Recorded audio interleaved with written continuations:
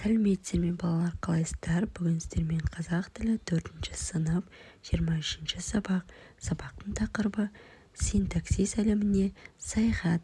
Балалар, бүгін барлық тапсырмаларды орындаймыз. Сабақтың соңына дейін лайк басып, подписка кнопкасын басып, сабақты мұқият қарап отырыңыздар. Ендеше өз қарасымды білдіремін. Сөйлем туралы білетінімді еске түсіремін. Синтаксис әлеміне саяхат. Біз бүгін синтаксис әлеміне саяхатқа шығамыз. Синтаксис деген не? Ертеде біз білмейтін бір үлкен елдер сөздер өмірмен өмір сүріпті. Сөздердің бір тобы бір-бірімен тіркесе байланысып, жеке отау тігіпті. Отау ол синтаксис елі деп аталыпты. Бұл сөздер бір-бірінен бөлек тұрса да, бір-біріне бағынып, бір-бірін толықтырып, пысықтап тұрыпты. Ең бірінші тұрған сөз бәріне бас болыпты. Ал ең соңғы сөз өзінен кейінгі ешкімді жібермей, ойды тиянақтап тұрыпты. Сонда синтаксис біз білетін сөйлем және оның түрлерін зерттеумен шұғылдана ма? Дұрыс айтасың, Мери. Синтаксис әлем сөйлем түрлерін, олардың жасалу жолдарын, сонымен бірге сөз тіркесі мен сөйлем мүшелерінде және олардың мағыналары мен жасалу жолдарын қарастырады. Синтаксисті жетік білуді маңызды айрықша. Оны білмейінше айтылмақ ойды дұрыс қарастыру екінші, біреуге дәл жеткізу сөздері мәнерлеп, майын тамызып сөйлеу, ойыңды әсерлі етіп айтып беру мүмкін емес. 37-ші тапсырма мәтінді оқып не туралы екенін анықта. Синтаксис гректің құрау, біріктіру, рет деген мағынандағы сөз. Қазіргі кезде синтаксис тіліміздегі сөз тіркесі мен сөйлемнің құрылымын басқа да ерекшеліктерге қарастыратын грамматика саласының бірі. Мәтінді көшіріп жаз. Мәтінді синтаксис сөзіне анықтама берген, сондай-ақ оның атқаратын қызметі жайында айтылған. Келесі 30-ші тапсырма сызбаға қарап қандай қорытынды жасауға болады. Синтаксис сөз тіркесі, сөйлем, құрылымы, жай құрмалас, жалаң, жайылма, құрамы, сөйлем мүшелері, оқшау сөздер, қаратпа, қыстырма, тұрлаулы мүшелер, бастауыш, баяндауыш, тұрлаусыз мүшелер. Сөз тіркесі айтылу мақсатына қарай түрлері хабарлы, сұраулы, лепті. Сызбадағы синтаксистің қай тақырыптары саған таныс, қай тақырыптар таныс емес, өз ойыңды ортаға сал. Ал келесі 39-ші тапсырма жай сөйлемдерді сөйлемнің айтылу мақсатына қарай бөлінетін түрлерімен сәйкестендір. Хабарлы сөйлем: ақ батамды бердім, сауысқан шақылықтайды. Сұраулы сөйлем: баланы уата ма, ірімшік сүттен жасалады. Лепті сөйлем: күннің суығанын-ай, жұлдыз жымыңдамайды. Берілген сөйлемдерді жалаң және жайылмаға ажырат. Жалаң сөйлемдерді жайылма сөйлемдерге айналдырып жаз. Құраған сөйлемдеріңді сөйлем мүшелеріне талда. Хабарлы сөйлем: сауысқан шықылықтайды, ірімшік сүттен жасалады, жұлдыз жымыңдайды. Сұраулы сөйлем: баланы уата ма. Лепті сөйлем: ақ батамды бердім. Жалаң сөйлем: сауысқан шықылықтайды, жұлдыз жымыңдайды. Баланы уата ма, күннің суығын-ай. Жайылма сөйлем: ақ батамды бердім, ірімшік сүттен жасалады.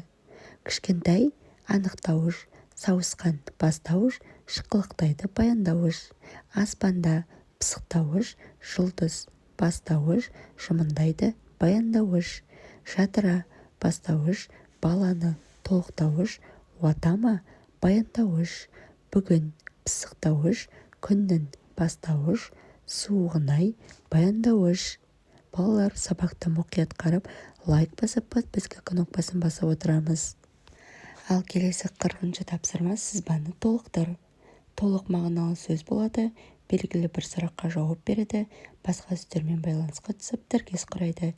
Бірінші сөйлем құрып жаз, оларды сөйлем мүшелеріне талда. Ол үшін өңірбетті сөйлем мүшелеріне талдау үлгісін басшылыққа ал. Сөйлем мүшесі толық мағыналы сөз болады. Белгілі бір сұраққа жауап береді, басқа сөздермен байланысқа түсіп, тіркес құрайды.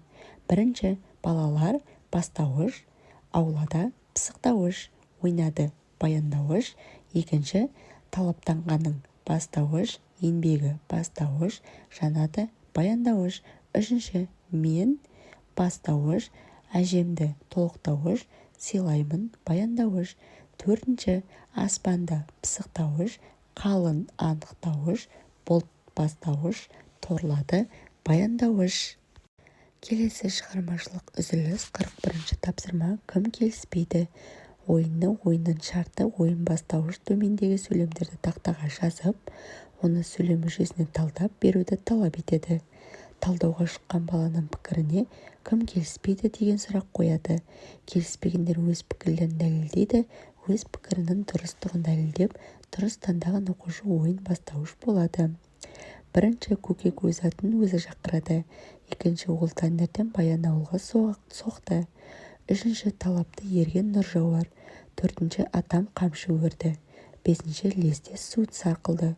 Көкек бастауыш, өз атын өзі пысықтауыш, шақырады баяндауыш, ол бастауыш, таңертең баянауылға пысықтауыш, соқты баяндауыш, талапты анықтауыш, ерге толықтауыш. Нұр бастауыш, жауар баяндауыш, атам бастауыш, қамшы бастауыш, өрді баяндауыш, лезде пысықтауыш, су бастауыш, сарқылды баяндауыш.